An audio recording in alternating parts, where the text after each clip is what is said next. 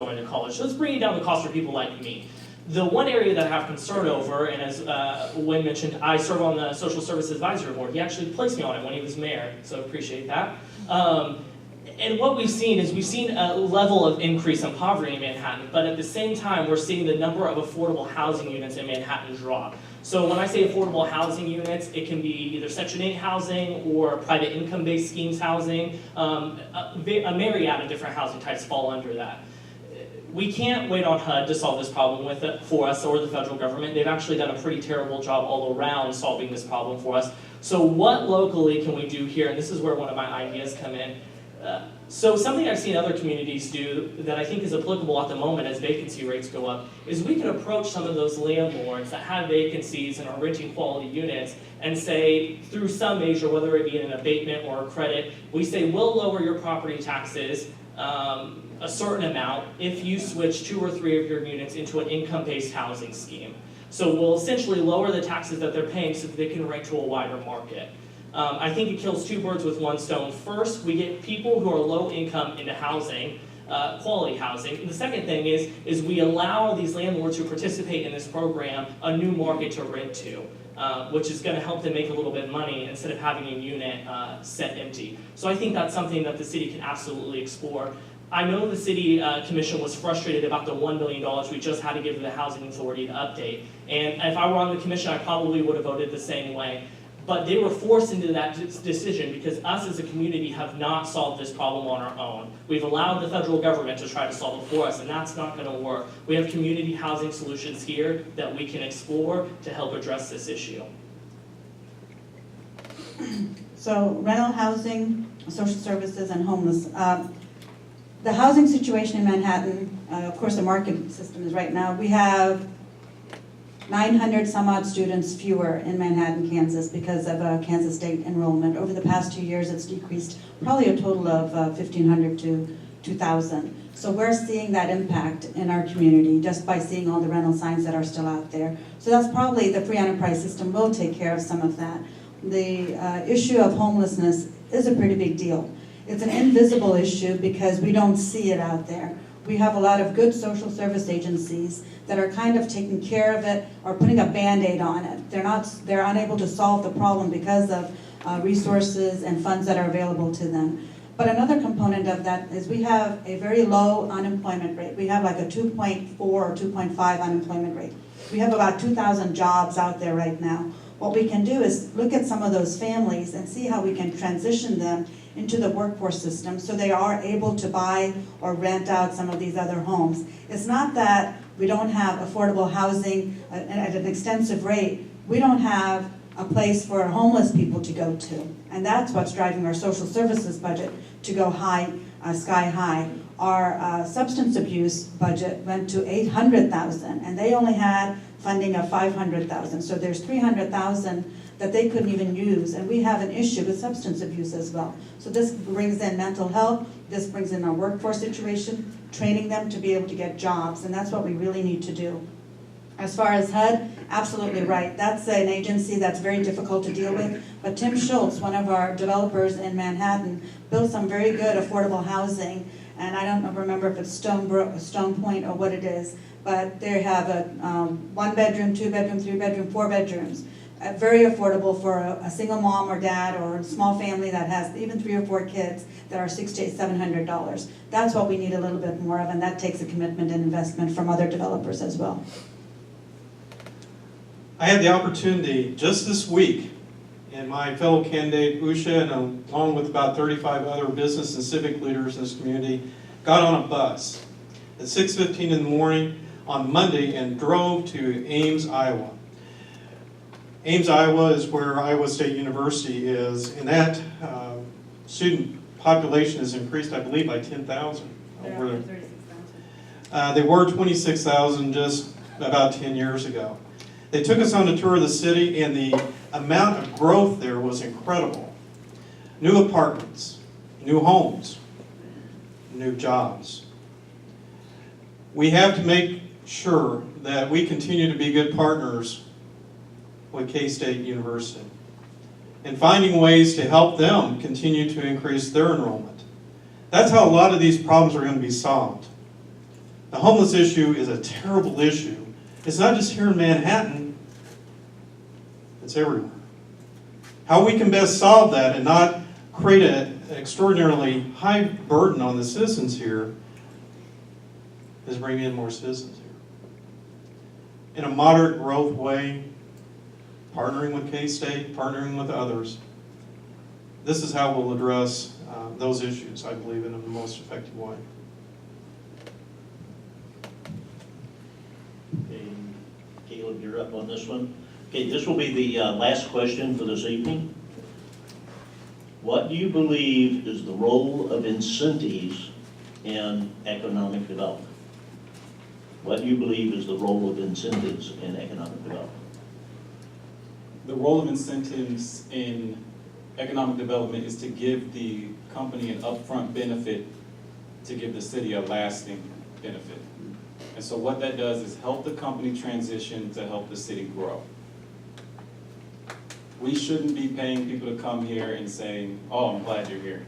That's it. No. The incentives are to say, we're willing to partner with you if you're willing to partner with us. So if we want to give them an incentive, a tax relief incentive, we can say, we'll lower your taxes for the next 5 years. Your commitment to us is that nobody who you hire makes less than $16 an hour. There's an incentive. There's a way to create jobs that are paying more than minimum wage and something that's beneficial to the city. I have mixed feelings about tax incentives through economic development. The first thing that I just want to note up front is I work with about 450 clients all over the country. Every single one of their economic development plans are providing tax incentives to businesses to come to their municipality. Really, honestly, it's a race to the bottom. What really will bring businesses to Manhattan is developing and enhancing our quality of life. I would much rather see more of our economic development dollars go towards those goals rather than trying to give a company a huge tax incentive or a huge tax break to come to the city, because we've seen that backfire on us. We've seen companies come to the city who we gave tax incentives to that as soon as they found a better incentive somewhere else, they up and left. That's an issue. Now, with that being said, there are means in which tax incentives can be effective. I actually work in a building that I'm pretty sure is the means of a high tax incentive from the Economic Development Fund, and I really like that building, so I appreciate those things. So the City Commission has to be very strategic on how we use that economic development model and that scope of work in order to drive those incentives. But I'll tell you, if you want to bring businesses to our community, it's not based through tax incentives. It's making Manhattan a quality place to live. You cannot bring world-class companies to this city if you cannot keep world-class talent in this city. Okay, the economic development, it's not necessarily an incentive, because what it is it's a very, at least from my perspective, the economic development funds are usually allocated after a long process. So if a business wants some of this money that's allotted for economic development, they have to go through a rigorous process telling us how many jobs over a period of 5, 10 years, whatever it might be, how much is the salary for each of their employees, what is their growth, what does that look like for economic impact on our community. And that's what, it's not even giving it. It's you give them like a starting up part of it, and then they slowly bring that vitality into our community. Several businesses have taken advantage of it. Everything from Civic Plus to Florence, GTM, there's a whole slew of them, and we are benefiting from them. We are benefiting from them, whether it's big-sized businesses or medium-sized businesses. And we are no longer competing against ourselves. We are competing at a national and international level, and we have to think big. This is no means a giveaway. This is money that citizens gave to us so we can get businesses to establish in Manhattan.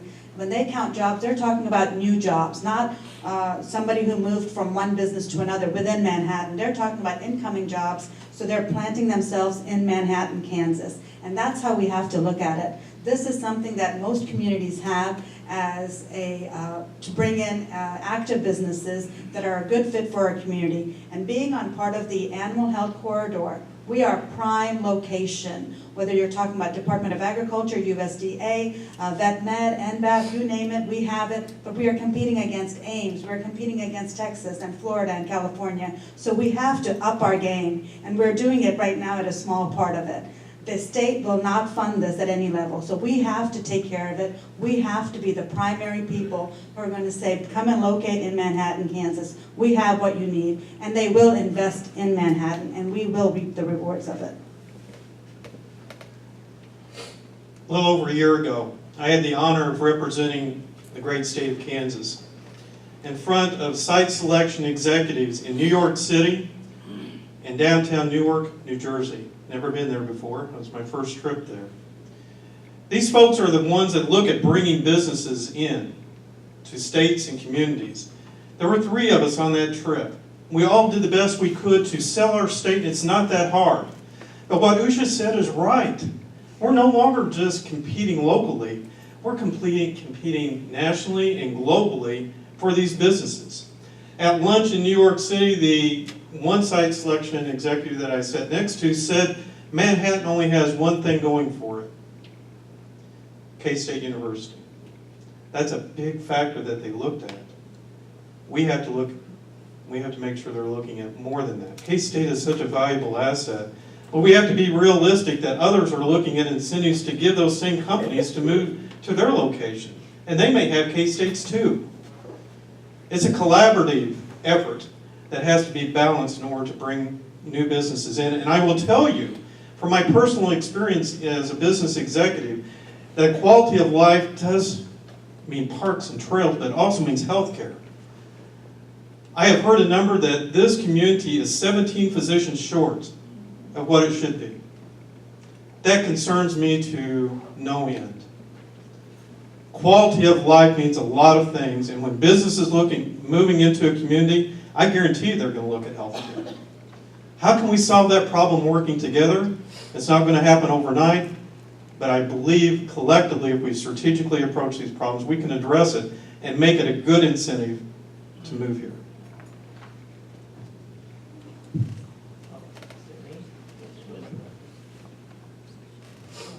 Okay, on incentives, that's what the question was. I don't believe in bribing any companies to come here. And one of the issues I had with the past 2 economic development funds was they were in fact giveaways. We'll give you this much money, you come here, the call center stays for a couple of years and leaves, and the building's sitting there empty. And so I didn't like the numbers that came out on the first 2. The current economic development tax is working quite well. I think the only failure we had was Allegiance Airlines, and that was only a few $1,000s. So, from the standpoint of incentives, what can you do? Well, I like industrial revenue bonds. We did that with Genesis. That doesn't cost us anything. It's a benefit to the company. They save some tax dollars on buying their materials. For Civics Plus, as Jared mentioned, we did give them a tax abatement, and I voted for that, but we did that in an interesting way. They still paid taxes on the ground floor. And the reason for that, if you remember, 80s appliance was there. And so instead of just saying, fine, we'll get no tax revenue on this, it's like, fine, build your building and we'll give you abatement on everything above the first floor. That means you, the homeowner, don't go backwards on it. And that's the concern I had with economic development. When we give them incentives and then you pick up, like you did on the conference center, the $166,000 this year, you can't allow that to happen. So that's important. I think infrastructure is a good way to bring in incentives. Now, take the ag department. State of Kansas, they came in, economic development funds redid the roads so they can get in and out of work. That's clearly a good investment of economic development monies to take care of the infrastructure, and that saves the company some money.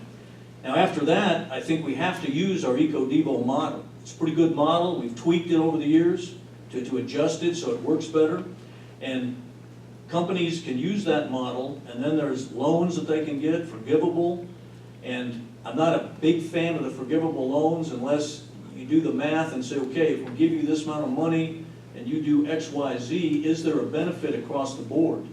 And of course, for the homeowner it is. If they bring in 300 jobs and 300 more people pay property taxes, well, there you go. It should lower yours.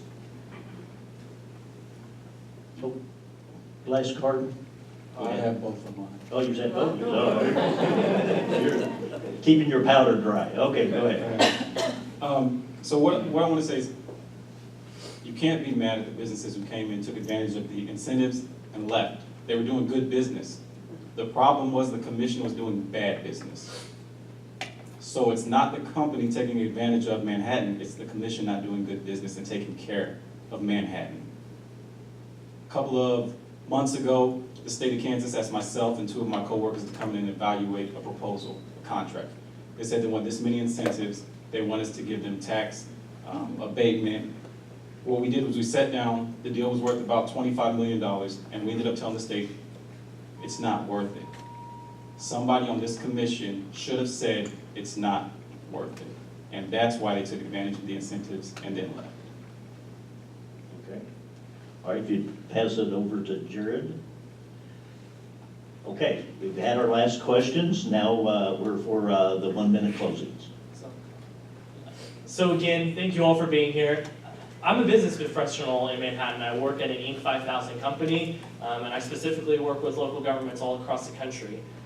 Again, I'm running because time and time again, I've seen people get priced out of living in this city. And to be quite honest, me staying in Manhattan is a 100% emotional decision. When I graduated, I could have saved a lot more money moving to Kansas City, renting an apartment that was a lot cheaper, and probably getting a job that pays me just as much as I do now. But I love this place, and I don't want to see people continue being